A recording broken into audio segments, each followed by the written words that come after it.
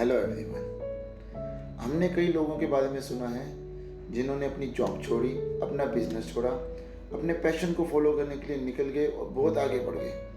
और बहुत ऐसे लोगों के बारे में भी सुना है जो कुछ नहीं कर पाए। तो इन दोनों में डिफरेंस क्या है? क्यों दोनों ने जॉब छोड़ी, बिजनेस छोड़ा, अपने पैशन को भी फॉलो किया? क्यों कुछ ही लोग सक्सेस हो पाए, सब लोग नहीं हो पाए? इसका मेन रीज़न है decision making right decision at right time. अब ये राइट डिसीजन लेते कैसे हैं? राइट डिसीजन लेने के लिए हमारा स्टेट ऑफ माइंड सही होना चाहिए। जब डिसीजन लेते हैं तो फियर और डिज़ायर, ये दो फैक्टर हैं जो हमारी डिसीजन मेकिंग को इन्फ्लुएंस करते हैं। ये दोनों सही होने चाहिए। इन दोनों में से एक भी फैक्टर हम पे हावी हो गया तो हमारा डिसीजन गलत डिसीजन हो जाएगा। लेट सपोज आप एक जॉब में हैं और जॉब से बहुत ज़्यादा अनसेटिस्फाइड हैं, बिल्कुल खुश नहीं है अपनी जॉब से, और एक दिन आपके पास एक बिजनेस अपॉर्चुनिटी आती है।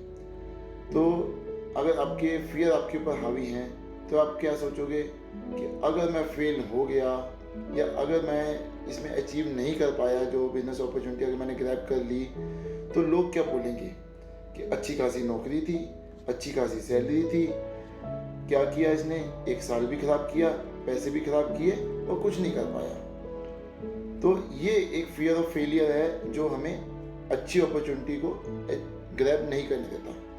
और उसी तरह डिज़ायर्स, लेट सपोज कि आपके पास एक बिजनेस अपॉर्चुनिटी आई और आपके डिज़ायर्स आपके ऊपर हावी हैं, तो आप क्या बोलोगे? अरे भाई ये तो बहुत ज़बरदस्त अपॉर्चुनिटी है, मेरे को करना ही क्या है, 3 मेंबर बनाने हैं बस, वो 3 मेंबर आगे वो 3 मेंबर बनाएंगे, वो 3 मेंबर फिर आगे 3 मेंबर बनाएंगे और एक साल में बैठे बैठे करोड़पति। ये तो बहुत आसान है, क्या मैं छोटी सी नौकरी में पड़ा हुआ हूँ, मैं तो एक साल में जबकि करोड़पति बन सकता हूँ। अब यहाँ पे हो गया आपकी डिजायर्स आपके ऊपर हावी। तो ये दोनों फैक्टर ऐसे हैं कि इन दोनों में से एक भी आपके ऊपर हावी हो गया तो आपका डिसीजन गलत डिसीजन हो जाएगा। क्योंकि अगर आपके ऊपर फियर हावी हो गए, वो आपको अपॉर्चुनिटी के पॉजिटिव पॉइंट्स नहीं देखने देंगे, और अगर आपके ऊपर डिजायर्स हैवी हो गए, वो आपको नेगेटिव पॉइंट नहीं देखने देंगे। अब इसको ओवरकम कैसे करें? सबसे पहले तो जब भी आपके पास कोई अपॉर्चुनिटी आए, आप बिल्कुल रिलैक्स हो जाओ, बिल्कुल काम, और ओके ये सोचो कि रियलिस्टिक क्या है, एक्चुअल में रियल में ये अपॉर्चुनिटी जो है इसके प्रोज एंड कॉन्स क्या हैं। क्या आज मैं जॉब से अनसेटिस्फाइड हूँ? क्या ये बिजनेस में जो काम करना है वो ऐसा काम है कि जो काम मुझे खुशी देगा, वो मेरी एजुकेशनल क्वालिफिकेशन को सूट करता है, वो मेरे स्किल को सूट करता है, कि कल को पता चला मैंने बिजनेस शुरू कर दिया, बिजनेस में भी अनसेटिस्फाइड हो गया, फिर मैं कहाँ जाऊँगा, फिर मैं क्या करूँगा? तो बिल्कुल काम होके ये चीज़ सोचनी है कि क्या ये बिजनेस मुझे सूट करता है, क्या ये कोई फ्रॉड स्कीम तो नहीं है, क्या ये कोई ऐसी स्कीम तो नहीं है कि जिसमें मैं पैसा लगा के फंस जाऊंगा।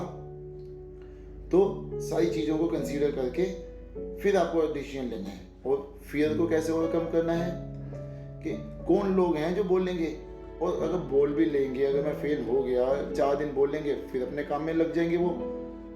और अगर मैं नहीं भी कर पाया, अगर मैंने एक बिजनेस शुरू किया और साल डेढ़ में मैं उसमें कुछ नहीं कर पाया, तो क्या हो गया? मेरे पास मेरा स्किल है, मेरा टैलेंट है, मैं आज नौकरी कर रहा हूँ तो कल फिर नौकरी कर सकता हूँ। मेरे से मेरा कोई टैलेंट थोड़ी छीन लेगा, मैं फिर वापस जॉब में चला जाऊँगा। इस तरीके से आप एक प्लान बी भी बना सकते हैं कि अगर मैं ये चीज़ नहीं कर पाया तो मेरा ये प्लान बी रहेगा। तो आप अपने फियर्स और डिज़ायर्स को कैलकुलेटिव तरीके से ओवरकम कर सकते हैं। उसके लिए पहले आपको बिल्कुल रियल में, बिल्कुल एक्चुअल सिचुएशन में आना पड़ेगा कि आपको ना ही सपने देखने हैं ज़्यादा और ना ही बिल्कुल डर के बैठना है। आपको देखना है कि जो अपॉर्चुनिटी है वो अपॉर्चुनिटी सही है कि नहीं है आपके लिए, और आप अगर नहीं कर पाए तो इसमें प्लान बी क्या रहेगा। मैं बताता हूँ, आपने कभी नोट किया होगा, अगर आप किसी दूसरे बंदे को सलाह देते हो तो उस टाइम आप उसको बहुत अच्छी सलाह दे देते हो कि जिससे उसका बहुत फ़ायदा होता है, पर अगर सेम सिचुएशन में आप होते हो तो आप अपने लिए वो डिसीजन नहीं ले पाते। क्यों? क्योंकि जब हम दूसरे को सलाह दे रहे होते हैं उसमें ना हमारा कोई फ़ायदा होता है, ना हमारा कोई नुकसान, तो हम बिल्कुल सही सलाह देते हैं। पर जब हम अपना डिसीजन लेने लगते हैं तो या हम फ़ायदे के बारे में सोचने लग जाते हैं या नुकसान के बारे में सोचने लग जाते हैं। इससे हमारा क्या होता है, या हमारे डिसीजन मेकिंग पे हमारा फियर हावी हो जाता है या हमारा डिज़ायर हावी हो जाता है। तो इन दोनों फैक्टर को ही अपने पर हावी नहीं होने देना। बिल्कुल काम होके, रिलैक्स होके, प्रेजेंट में आके, रियल में अपने आप से सच बोल के डिसीजन लेना है। आपका डिसीजन हमेशा सही होगा और वो डिसीजन आपको जरूर जरूर सक्सेसफुल बनाएगा। Thank you.